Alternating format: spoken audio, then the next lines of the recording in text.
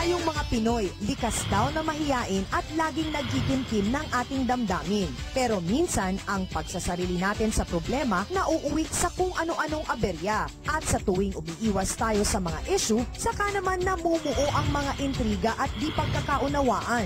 Kaya panahon na para basagin ang ating katahimikan dahil ang problema pwedeng-pwede mong tawanan. Spread your wings like a butterfly. Malaya ka na ba? Okay lang yan, Bex. Ang mga bakla ay masayang kasama.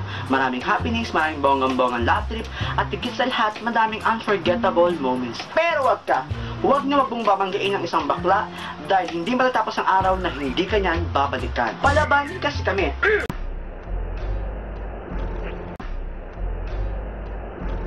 Basta yun na yun. I can feel it.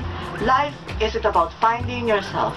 Life is about accepting yourself. Malungkot ang buhay, kaya tara na, biyahe tayo, nang tayo'y ulan.